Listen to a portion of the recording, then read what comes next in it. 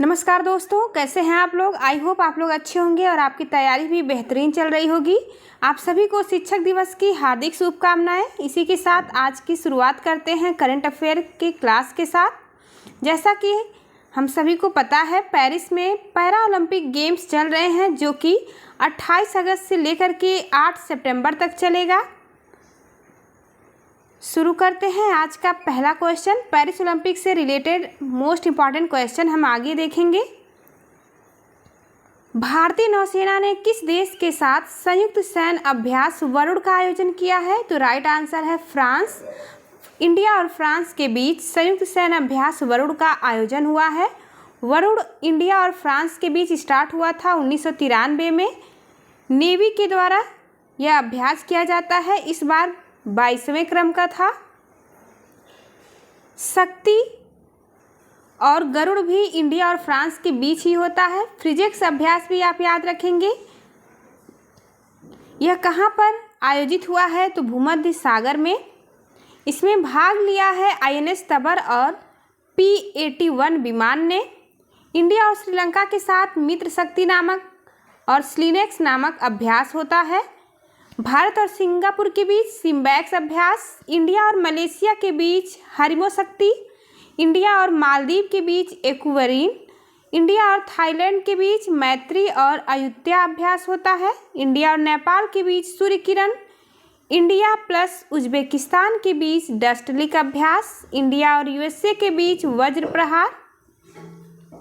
याद रखेंगे, ये सभी एग्जाम में बार बार पूछे जाते हैं। आज का दूसरा क्वेश्चन।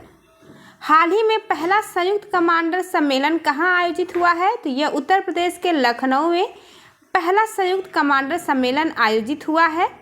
इसकी थीम है इस बार की सुरक्षित और मजबूत भारत। यूनेस्को की 46वीं बैठक कहाँ पर हुई है? तो भारत के मंडपम दिल्ली में संपन्न हुई है। IOC की 141वीं बैठक मुंबई में आयोजित हुई है। इंटरपोल की बैठक जो कि 91वें क्रम का वियना में हुआ, 90वें क्रम का भारत में हुआ था। SCO 2023 की बैठक इंडिया में हुई थी। 2024 की याद रखेंगे, अस्ताना कजाकिस्तान में हुआ था। G20 2024 की बैठक ब्राज़ील में होगी। 2023 में इसकी अध्यक्षता यानी कि G20 की अध्यक्षता भारत ने किया था। G7 2024 की बैठक इटली में आयोजित होगी। ब्रिक्स 2024 की बैठक रूस में होगा। आज का तीसरा और one of the most important question. राष्ट्रपति द्रौपदी मुर्मू ने कौन सी विधि आयोग के गठन को मंजूरी दी है? तो यह याद रखेंगे, 23वें विधि आयोग के गठन को मंजूरी दिया गया है राष्ट्रपति द्रौपदी मुर्मू के द्वारा। 2024 से 2027 तक इसका 3 वर्ष का कार्यकाल है। कानून सुधार की समीक्षा करना इसका प्रमुख कार्य है। 1833 के चार्टर अधिनियम से विधि आयोग की स्थापना की गई थी। भारत के पहले गवर्नर जनरल थे उस समय बेंटिक। पहले अध्यक्ष विधि आयोग के मैकाले बनाए गए थे 1834 में। याद रखेंगे, कई बार पूछा गया है। आज़ादी के बाद पूछा जाए पहला विधि आयोग का गठन कब हुआ था? तो 1955 में हुआ, जिसके अध्यक्ष MC सीतलवाड़ बनाए गए थे। MC सीतलवाड़ यह फर्स्ट भारतीय महान्यायवादी भी थे। 22वें क्रम के अध्यक्ष बनाए गए थे ऋतुराज अवस्थी। अगला प्रश्न हमारा चौथा क्वेश्चन है। राष्ट्रीय वन हेल्थ मिशन के तहत अपने तरह के पहले महामारी की तैयारी के लिए विषाणु युद्ध अभ्यास का आयोजन किसने किया है? तो यह अजमेर में राजस्थान सरकार के द्वारा इसका आयोजन किया गया। शुभारंभ किया है स्वास्थ्य मंत्री JP नड्डा ने। वायरस जनित रोग कौन कौन से हैं? तो वायरस से होने वाले रोग प्रमुख रोग हैं पोलियो, हेपेटाइटिस, एड्स, रेबीज और डेंगू। अगला क्वेश्चन प्रश्न है, नोटरी पोर्टल किसने लॉन्च किया है? तो विधि एंड न्याय मंत्रालय के द्वारा नोटरी पोर्टल लॉन्च किया गया है। अर्जुन राम मेघवाल के द्वारा, जो कि मंत्री हैं, नई दिल्ली में यह लॉन्च हुआ। कागज रहित एंड कैशलेस नोटरी को बढ़ावा देना इसका प्रमुख उद्देश्य है। पहले लाभार्थी इसके बने हैं राजस्थान बीकानेर के निवासी श्री भूरा राम जी। एग्रीश्योर पूछा जाएगा। यह किससे रिलेटेड है? तो नाबार्ड बैंक के द्वारा इसे लॉन्च किया गया है। एग्रीश्योर किसने लॉन्च किया? तो कृषि मंत्री शिवराज सिंह चौहान ने लॉन्च किया। छठवां क्वेश्चन, राष्ट्रपति द्रौपदी मुर्मू ने विश्व शक्ति बुद्ध विहार का उद्घाटन कहाँ किया है? तो लातूर महाराष्ट्र में इसका उद्घाटन किया गया है। 10.5 फुट की यह भगवान बुद्ध की प्रतिमा है। नोट करेंगे, symbiosis international conference Pune Maharashtra में आयोजित हुआ था। सिम्बियोसिस का मतलब क्या होता है?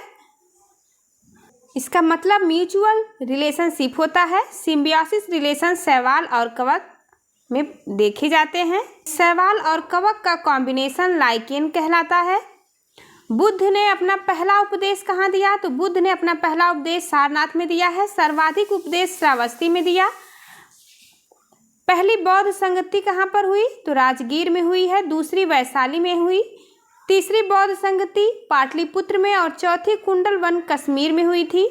आज का 7वां क्वेश्चन, पेरिस ओलंपिक से आगे भी हम इससे रिलेटेड क्वेश्चन देखेंगे। मोस्ट इंपॉर्टेंट क्वेश्चन होंगे ये, आप स्टार लगाएंगे। पेरिस 2024 पैरालंपिक में पुरुषों की ऊंची कूद स्पर्धा में शरद कुमार ने कौन सा पदक जीता है? तो इसमें गोल्ड जीता है शरद कुमार ने। भारत का 5वां गोल्ड इन्होंने प्राप्त किया। नाम देखेंगे, पहला गोल्ड अवनी लेखरा ने जीता है। दूसरा गोल्ड नितेश कुमार ने। तीसरा सुमित अंतल ने। चौथा धर्मवीर सिंह थ्रो में जीते हैं और 5वां हरविंदर सिंह तीरंदाजी में इन्होंने गोल्ड प्राप्त किया। टोटल भारत ने कुल 5 गोल्ड अब तक जीता है। शरद कुमार ने सिल्वर ऊंची कूद में जीता है। मरियप्पन ने ब्रॉन्ज मेडल जीता है। आइए देखते हैं, मोस्ट इंपॉर्टेंट पॉइंट है ये।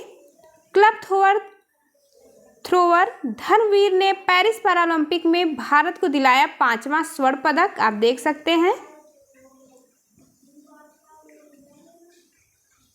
ये हैं भारतीय तीरंदाज हरविंदर सिंह, जिन्होंने पैरालंपिक में गोल्ड जीता है। भारत के 33 वर्षीय तीरंदाज हरविंदर सिंह पैरालंपिक में स्वर्ण पदक जीतने वाले ये पहले भारतीय तीरंदाज बन चुके हैं, इसलिए मोस्ट इंपॉर्टेंट है, इसे आप नोट करेंगे। सचिन ने शॉट पुट खेल में सिल्वर जीता है। अजीत सिंह ने सिल्वर जीता है भाला फेंक में। सुंदर सिंह ने ब्रॉन्ज मेडल जीता है। 8वां क्वेश्चन, वृंदावन ग्राम योजना और गीता भवन परियोजना की घोषणा किसने की है? तो आप याद रखेंगे, यह मध्य प्रदेश सरकार के द्वारा इसकी घोषणा की गई है। सीएम मोहन यादव ने किया। ऐसे गांव जहां पर गौशाला ओपन होगा उसे वृंदावन गांव कहा जाएगा। कंफ्यूज होकर के उत्तर प्रदेश नहीं बल्कि यह मध्य प्रदेश आप आंसर टिक करेंगे। प्रत्येक शहरी निकाय में एक गीता भवन भी स्थापित किया जाएगा। आज का 9वां क्वेश्चन, पहली बार किसने शून्यकाल की परंपरा प्रारंभ की है? तो यह हिमाचल प्रदेश सरकार के द्वारा, यानी कि हिमाचल प्रदेश के विधानसभा में पहली बार शून्यकाल की परंपरा प्रारंभ की गई, जिसके अध्यक्ष कुलदीप सिंह हैं। इस शब्द के जनक कौन है? शून्यकाल। भारतीय मीडिया को बताया जाता है शून्यकाल शब्द का जनक प्रश्नकाल के बाद का समय शून्यकाल कहलाता है, जो कि तत्कालिक महत्व के मुद्दे पर बातचीत की जाती है।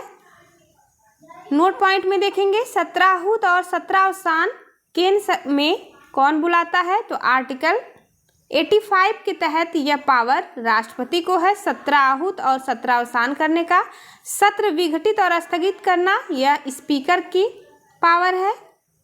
आज का 10वां क्वेश्चन, डेंगू को महामारी घोषित किसने किया है? तो कर्नाटक सरकार ने डेंगू को महामारी घोषित किया है। यह रुके हुए पानी यानी कि साफ पानी में उपजे मच्छरों के द्वारा होता है डेंगू। इसका मुख्य फोकस है स्वच्छता रखना। डेंगू यह प्लेवी वायरस के द्वारा होने वाला एक रोग है, जिसका वाहक एडीज इजिप्टाई मक्खी होती है, मच्छर होता है। देखेंगे एडीज नामक मच्छर जो कि डेंगू का वाहक है। इसका लक्षण है प्लेटलेट्स में गिरावट, यानी कि डेंगू होने पर प्लेटलेट्स में कमी आ जाती है। मोस्ट इंपॉर्टेंट क्वेश्चन आप देखेंगे, प्रशांत महासागर के अंदर मिला 3109 मीटर की ऊंचाई वाला पर्वत। ये आज ही का करंट न्यूज है। जो कि मोस्ट इम्पॉर्टेंट है। अमेरिका स्थित स्मिथ ओशन इंस्टीट्यूट के नेतृत्व वाले समुद्री वैज्ञानिकों ने प्रशांत महासागर में एक नए सी माउंट पानी के अंदर पर्वत की खोज की है। इस पर्वत की ऊंचाई 3109 मीटर है से अधिक है, जो दुनिया का सबसे ऊंची इमारत बुर्ज खलीफा की ऊंचाई से तकरीबन 4 गुना अधिक है। इसमें deep sea ecosystem, sponge garden और प्राचीन कोरल भी स्थित है। इसी के साथ लास्ट क्वेश्चन देखेंगे। वित्त वर्ष 2024 में सबसे ज़्यादा टैक्स देने वाले सेलिब्रिटीज़ कौन से हैं? तो फॉर्च्यून इंडिया ने वित्त वर्ष 2024 में सबसे ज़्यादा टैक्स देने वाले सेलिब्रिटीज़ की सूची जारी कर दी है, जिसमें अभिनेता शाहरुख खान 92 करोड़ के साथ शीर्ष स्थान पर हैं। इसमें एक्टर विजय 80 करोड़ दूसरे स्थान पर हैं। सलमान खान तीसरे स्थान पर हैं, जो कि 75 करोड़ टैक्स पे करते हैं। और इस सूची में अमिताभ बच्चन 71 करोड़, विराट कोहली 66 करोड़ और अजय देवगन 42 करोड़ के साथ शामिल हैं।